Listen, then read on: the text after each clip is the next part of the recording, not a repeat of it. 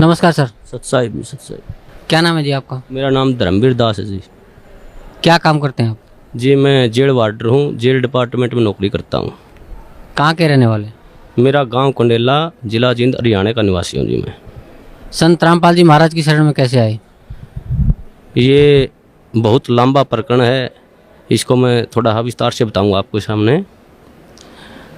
मैं जिस टाइम ये करौथा कांड हुआ उस टाइम रोहतक जेल पर वार्डर के पद पर था और बहुत तरह बात सुनी एक भाई ऐसे हुआ करौथा कांड, ऐसे सुनते थे अखबारों में हर रोज़।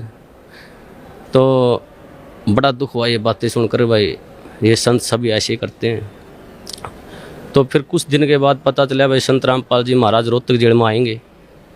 तो हमारी वहाँ पर ड्यूटी थी, हमने देखा, सोचा भाई यहीं बात करेंगे, आके पूछेंगे उनसे क्या ये वास्तविक सच्चाई है। उसके बाद मेरे कुछ दोस्त थे मेरे गांव में जिन्होंने सतगुरु रामपाल जी महाराज जी से उपदेश लिया हुआ था।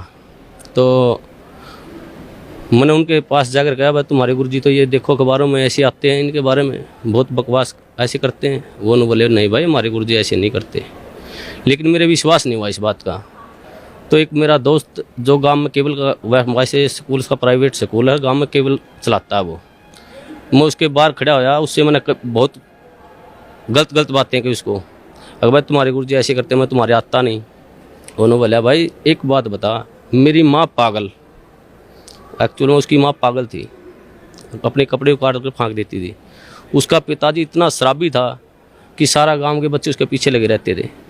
उन्होंने बोला भाई जब मेरे घर में मेरी माँ पागल से ठीक होगी, मेरा पिताजी शराब पीता था, आज एक नंबर का इंसान हो गया, मैं उस सुख को कैसे भूल जाऊँ? मैं कैसे ये कह दूँ भाई संत रामपाल जी महाराज मेरे गुरु जी के पास मतलब ये ज्ञान नहीं है, उनसे ये फ़ायदा नहीं होता, मैं मेरा जो फ़ायदा हुआ है उसको कैसे अनदेखा कर दूँ? इस बात का मेरा कोई असर नहीं हुआ।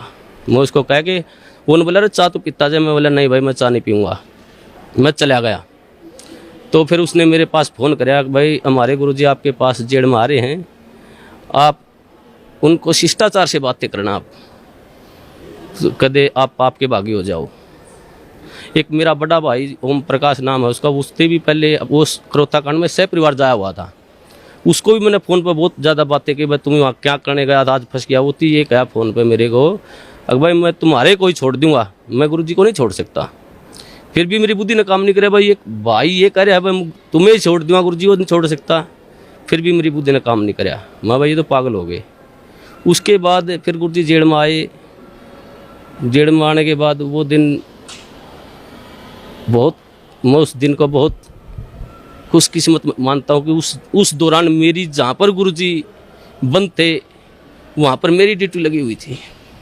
तो गुरुजी आए, जैसे आके वहाँ बारक के अंदर लेट के शाम को, तो हमने ये सोचा भाई गुरुजी अब आए हैं, रिमांड से आए हैं, अब तो इनको आराम करते, सुबह बातें करेंगे। जब ही सुबह ड्यूटी फिर मेरे ड्यूटी वहीं लगनी थी, वहीं परमानेंट ड्यूटी होती थी एक महीने के लिए, मेरी वहीं ड्यूटी थी।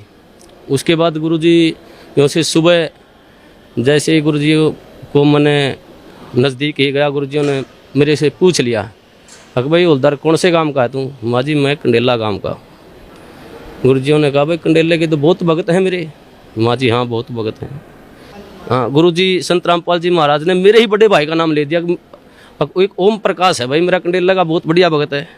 देखो कितनी अखबार में कितनी सुनने के कारण मैं अपने भाई को मना कर दिया कि मैं नहीं जानता। इतना बुरा प्रचार सुनने के बाद मैंने अपने भाई को भी खुद मारा, माँ जा भाई मैंने ये कह दिया जी मैं नहीं जानता उसको। गुरुजी ने कहा भाई जान या ना जान मेरा भक्त है वो। माँ जी ठीक। गुरुजी ने मेरे को बिठाया, सृष्टि रचना सुनाई। मेरे को सृष्टि रचना सुनाने के बाद गुरुजी ने कहा बेटा ये बिल्कुल सत्य है जो सृष्टि रचना मैंने तेरे को सुनाई, इसको आपने ऐसे लगेगा जैसे ये मनगढ़ंत कहानी है। तो मैंने सृष्टि रचना सुनने के बाद मेरी ड्यूटी ऑफ हो गई, मैं चला गया। उसके बाद मैं संपर्क में, जैसे ही ड्यूटी होती हमारे गुरुजी संपर्क में चला जाता, मैं वहाँ बैरक पे चला जाता और पूछता रहता। एक दिन मैंने वैसे पूछा गुरुजी आपके जो भगत हैं ये आपको परमात्मा मानते हैं? तो बोले भाई हाँ जी परमात्मा मानते बेटा मेरे को। माँ जी नहीं मानते परमात्मा, क्योंकि मेरे अंदर तो अड़ंगा भरा हुआ था, मैं 2 कौड़ी का इंसान। तो उन्होंने बोले क्या बात है बेटा? माँ जी जब आप भगवान मान लिए तो फिर उल्टा कदम क्यों रखना? वो फिर डर क्यों रहे हैं, हम तो सामने आना चाहिए। हमारे गुरु जी ने कहा बेटा कोई बात नहीं, अब थोड़े डर रहे हैं, वो सामने भी आएंगे।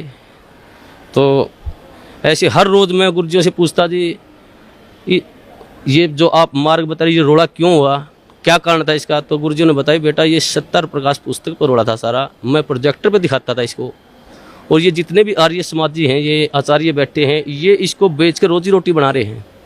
इसमें वास्तविकता कुछ लिखी हुई है और हमारे समाज को बता रहे हैं कुछ अलग।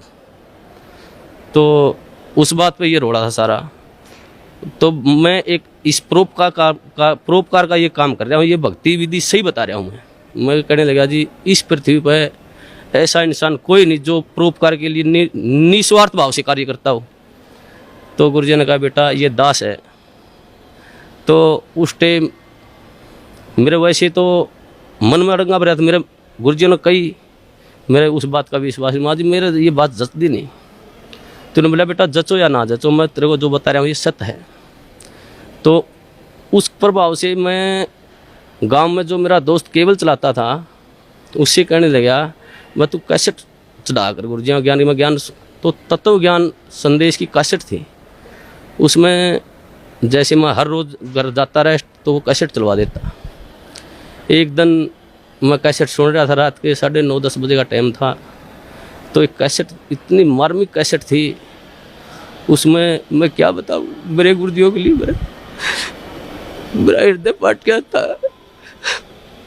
वो परमात्मा सतगुरुदेव उन्होंने कहा कि इस दास की जीभ कट जाए अगर झूठ बोलता हो तो मैं इस परोपकार समाज के लिए ज्ञान छुड़ा रहा हूँ। तो गुरुजियों ने वो ज्ञान सुना, मेरे भीतर में लगी वह बात, भाई ये संत ये कह रहे हैं कि दास की जीभ कट जाए, अब मैं कोई स्वार्थ नहीं मेरा। तो मेरे वह बात भीतर में लगी। उस दौरान फिर मैंने वो बात गुरुजियों से कही, माँ गुरुजी ऐसी ऐसी कैसेट सुनी आपकी, बहुत निर्मल ज्ञान है। फिर मेरे जो भीतर अड़ंगा भरा हुआ था वो बार बार फिर वो वापिस हटा देता था उस ज्ञान को।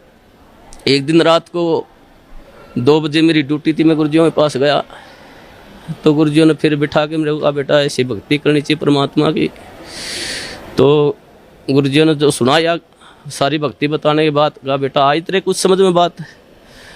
मेरे मुंह से ऑटोमेटिक, वैसे मैं कहना भी नहीं चाह रहा था, मेरे से यार जी आप बिल्कुल सत्य है, आपका ज्ञान बिल्कुल सत्य है, मैं ही ऐसा पापी हूँ जो मेरे अंदर नहीं समा रहा ये ज्ञान। तो हमारे गुरुजी ने कहा बेटा अब समाएगा ये ज्ञान तेरे अंदर, अब समाएगा। उस दिन से मेरे अंदर वो ज्ञान बिल्कुल भीतर समाने, जो गुरुजी कहते सारा समाने लग गया। एक दिन जैसे ही गुरुजी ऐसे घूम रहे थे, मैं भी वहाँ पर बैठा, जब लोग मैंने उपदेश नहीं दिया था, मैं वैसे ज्ञान सुनता था मैं। तो एक भक्त ने एक जैसे मुलाजिम आया, वो मेरे साथ का साथी, उसने आते ही गुरुजियों से कहा, हंसते हुए कहा अक जी आपको तो मिट्टी में मिला दिया। हमारे गुरुजी ने कहा हाँ बेटा मिट्टी में मिला दिया भाई। लेकिन ऐसा उदाहरण दिया हमारे गुरुजियों ने एकदम से सटीक, भाई जमींदार 40 किलो अन्न मिट्टी में मिलाता है, 70 मन उठा के ले जाता है वहाँ से। वैसे तो इस पृथ्वी पर संत आता वो जेड़ मारना नहीं चाहिए वैसे तो, लेकिन इस संत को, इस दास को याद कराया करेंगे कि उन दुष्ट आचार्यों ने अपनी रोजी रोटी के लिए ऐसे संत को जिसकी आंखों में बिठाकर पूजा करनी चाहिए उसको जेल में डलवा दिया। ऐसा मार्ग जो पृथ्वी पर संत रामपाल जी महाराज जी चला रहे थे, उस मार्ग को लगभग 2.5 वर्ष के लिए बंद करवा दिया। ऐसा मार्ग, ये परमात्मा ऐसा गुरुजियों से वहाँ देखता, जो गुरुजियों पर आरोप लगाए गए ऐसे आरोप, इंसान पागल होकर मर जाए, ये तो समर्थ परमात्मा है। इन्होंने तो वहाँ पर इतनी भी शकीन नहीं थी इनके, हर बार ऐसा निर्मल ज्ञान, ऐसा प्यारा ज्ञान। फिर उसके बाद हम गुरुजियों से मैं कहता हूँ गुरुजी नाम उपदेश दो दास को। तो मेरे गुरुजियों ने मेरे को मना कर दिया कि बेटा अभी नहीं, आप और थोड़ा समझो ज्ञान को, और थोड़ा ज्ञान को समझो, उसके बाद लेना ज्ञान आप उपदेश। मैं घर जाता कैसेट चलवा लेता, मेरे जो दोस्त था उससे भाई कैसेट चला गुरुजियों की, वो कैसेट मैं सुनता रहता। तो जैसे मेरी भक्तमती थी, मेरी घरवाली थी, वो मैं बाहर जाता तो ऑफ कर देती चैनल को, दूसरा लगा। मैं कहता जी आप इसको बंद मत करो, ये मैं सुनता हूँ, आपने नहीं सुनना तो आप आराम से वो करो। तो मैं हर रोज़ सुनने लगा गुरुजियों का ज्ञान, तो वो मेरे भीतर समाता गया। उसके पश्चात कई बार गुरुजियों से वहाँ पर जेल के अंदर, जैसे मैं गुरुजियों से बताता गुरुजी आपके ये सत्संग सुना मैंने, तो गुरुजी फिर दोबारा बताते मेरे को। तो ऐसे होते होते लगभग 6 महीने चले गए और 1 साल से ऊपर लगभग 1.5 साल गुजर गया। फिर मैंने, मेरी ड्यूटी प्रशासन ने मेरे को क्या कराया कि ये तो संत रामपाल जी को मिलने जाता है, इसकी ड्यूटी बाहर लगा दो जेल से। मेरी ड्यूटी बाहर लगा दी गई। बाहर लगाने के बाद अंदर मेरे को जाने नहीं दें, ज्ञान और नाम उपदेश मेरे को मिला नहीं। एक दिन वैसे गुरुजी, सोमवार का दिन था, 24 अगस्त को 2 बजे गुरुजी मुलाकात पर आए हुए थे।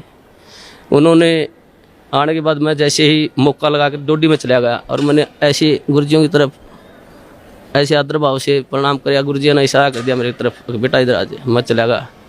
जाते ही परमात्मा ने, सतगुरुदेव रामपाल जी महाराज ने मेरे को नाम उपदेश दिया और कहा बेटा बाहर जल और मिश्री ले लेना, भक्तों को कह देना। वो दिन है, मेरे को उस दिन से ऐसे नाम उपदेश मिला। तो हमारे नाम उपदेश लेने के पश्चात जो प्रशासन था, जेल प्रशासन, सभी मुलाजिम, सुप्रिटेंडेंट, सभी हमारे खिलाफ 2-4 और दोस्त थे मेरे साथ, कई और दोस्त थे जिन्होंने साथ में नाम लिया था। तो प्रशासन खिलाफ हो गया। उन्होंने एक दिन हमारे को बुलाया और कहा भाई आप वर्दी में लेटते हो, यहाँ उस रामपाल के चरणों में पढ़ते हो आप, यहाँ पर सारा प्रशासन ये महसूस करते हैं, बेइज्जती महसूस करते हैं। हमने कहा जी परमात्मा एक बातें हैं, हम तो कौन कहने वाले हैं। परमात्मा ने की दास है, सतगुरुदेव रामपाल जी महाराज की दास है। मैंने जेल सुप्रिटेंडेंट को कहा जी आप जिस वक्त ड्यूटी पर आते हो आप परमात्मा को मानते हो?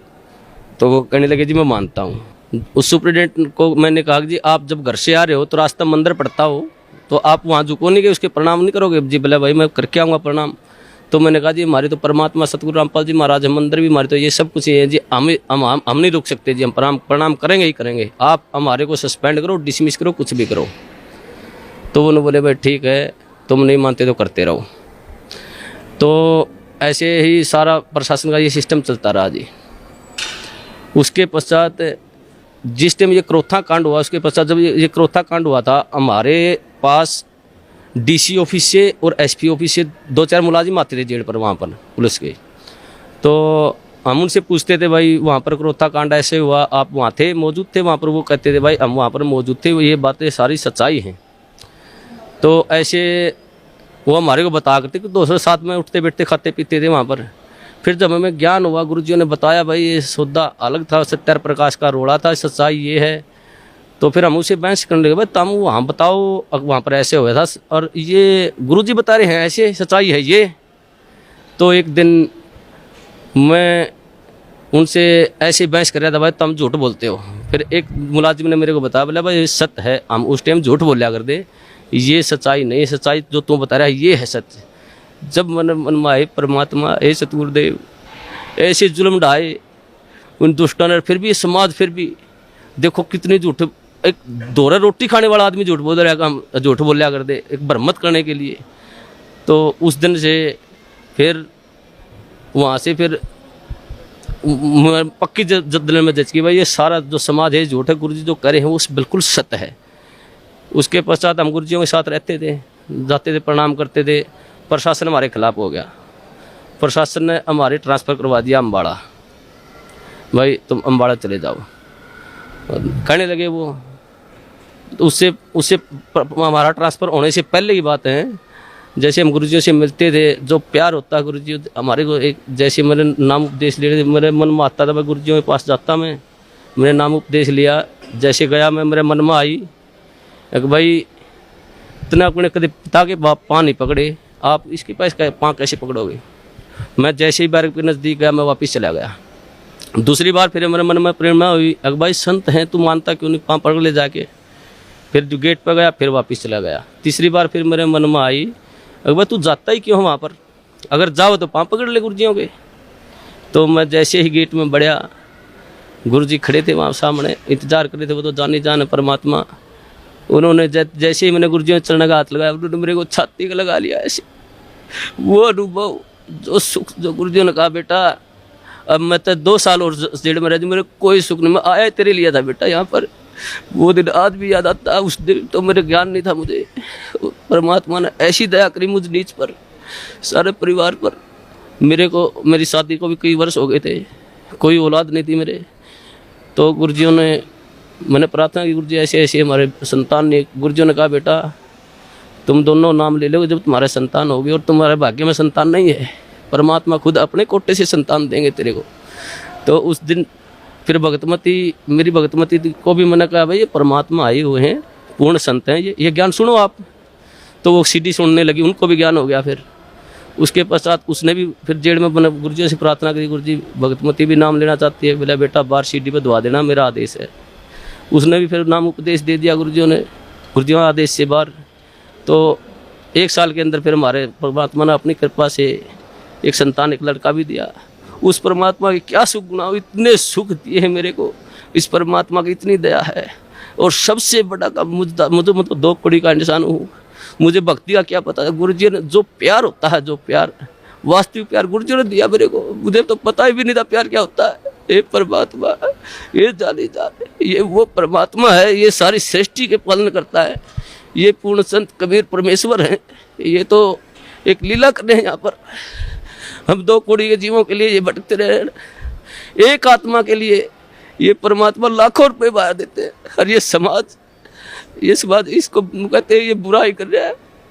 ये पूर्ण परमात्मा पर, जो पूर्ण परमात्मा का संत होता है वो बुराई नहीं करता किसी की। ये तो अपने बच्चों के लिए शिक्षा दे रहे इस बात को, भाई तुम पहचानो ये ज्ञान ऐसा पवित्र ज्ञान है परमात्मा इस पृथ्वी पर, ये किसी संत में देख लो, किसी आधार ही नहीं ज्ञान का। और ये ऐसा ज्ञान दे रहे हैं, मोक्ष का मार्ग बता रहे हैं, ढोल पीट रहे हैं, हर इन्हीं को कहते निंदा करते हैं। ये परमात्मा, मैं तो इस सब समाज से यही कहूँगा कि इस संत को, ये पूर्ण परमात्मा, इनकी पलकों में बैठाकर पूजा करनी चाहिए इनकी।